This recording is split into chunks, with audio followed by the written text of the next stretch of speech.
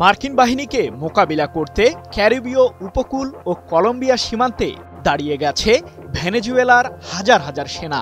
মাতৃভূমিকে শত্রুর আগ্রাসন থেকে রক্ষা করতে এমন পদক্ষেপ নিল প্রেসিডেন্ট নিকোলাস মাদুরোর নেতৃত্বাধীন দেশটি। মার্কিন বাহিনী বিন্দুমাত্র ভুল করলেই তাদের উপর ঝাঁপিয়ে পড়বে ভেনেজুয়েলার সামরিক বাহিনী। যুক্তরাষ্ট্রের ষড়যন্ত্র থেকে নিজ দেশকে বাঁচাতেই এমন সশস্ত্র পদক্ষেপ নিলেন মাদুরো সরকার। মার্কিন প্রশাসনকে সতর্ক করে বলেছে, ভেনেজুয়েলার সেনারা সশস্ত্র সংগ্রামের জন্য পুরোপুরি প্রস্তুত। মাদক বিরোধী অভিযানের তকমা দিয়ে ক্যারিবীয় উপকূলে ৮টি যুদ্ধজাহাজ পাঠিয়েছে যুক্তরাষ্ট্র, যেগুলোতে রয়েছে মারণঘাতী ক্ষেপণাস্ত্র ও F-35 মতো অত্যাধুনিক যুদ্ধবিমান। এর মাধ্যমে অঞ্চলটিতে কয়েক দশকের মধ্যে সবচেয়ে বড় সামরিক উত্তেজনা সৃষ্টি করেছেন মার্কিন প্রেসিডেন্ট ডোনাল্ড ট্রাম্প। মার্কিন বাহিনীকে অবশ্য ভয়ও দেখিয়েছে ভেনেজুয়েলার সামরিক বিমান বাহিনী। আন্তর্জাতিক জলসীমায় সম্প্রতি যুক্তরাষ্ট্রের যুদ্ধজাহাজগুলোর ঠিক উপর দিয়েই উড়ে গেছে ভেনেজুয়েলার 2টি যুদ্ধবিমান, যার মাধ্যমে প্রেসিডেন্ট মাদুরো বুঝিয়ে দিয়েছেন কারাকাসের বিরুদ্ধে মার্কিনী ষড়যন্ত্রকে কঠোর হাতেই দমন করবে ভেনেজুয়েলা। সামরিক উত্তেজনা বৃদ্ধির মধ্যেই সীমাবদ্ধ থাকেনি ট্রাম্প প্রশাসন।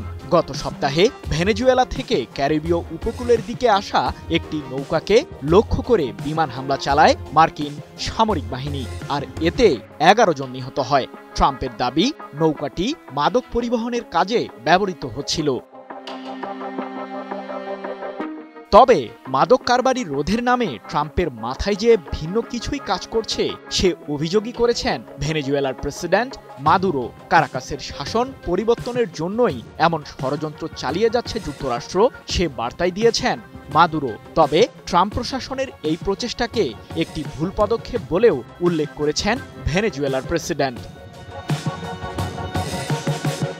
এদিকে যুক্তরাষ্ট্রকে মোকাবিলা করতে সশস্ত্র প্রস্তুতিও গ্রহণ করেছেন মাদুরো।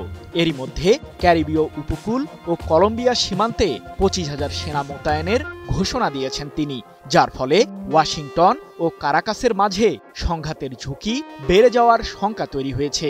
এ প্রসঙ্গে ভেনেজুয়েলার প্রেসিডেন্ট বলেন, আমাদের গৌরবময় বলিভারিয়ান সশস্ত্র বাহিনীর সদস্যরা নির্দিষ্ট জায়গাতেই মোতায়েন রয়েছে। সেই অঞ্চলগুলোতে আমাদের বৃহত্তম তেল শোধনাগারগুলো রয়েছে। 8 সেপ্টেম্বর এক প্রতিবেদনে বিষয়টি নিশ্চিত করেছে রুশ সংবাদ মাধ্যম TRT গ্লোবাল। তবে ভেনেজুয়েলার শাসন ব্যবস্থার পরিবর্তনের বিষয়টি উড়িয়ে দিয়েছেন মার্কিন প্রেসিডেন্ট ট্রাম্প।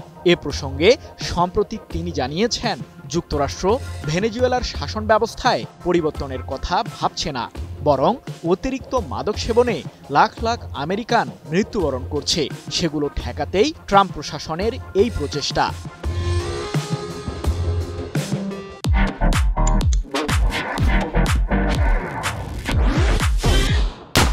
মূলত ট্রাম্পের এই দাবির মাধ্যমে ক্যারিবীয় অঞ্চলটিতে সামরিক তৎপরতাকে ন্যায্যতা দেওয়ারই চেষ্টা করছে যুক্তরাষ্ট্র, এমন অভিযোগ বিশ্লেষকদের। সৃজন মাহমুদ, নিউজ 24।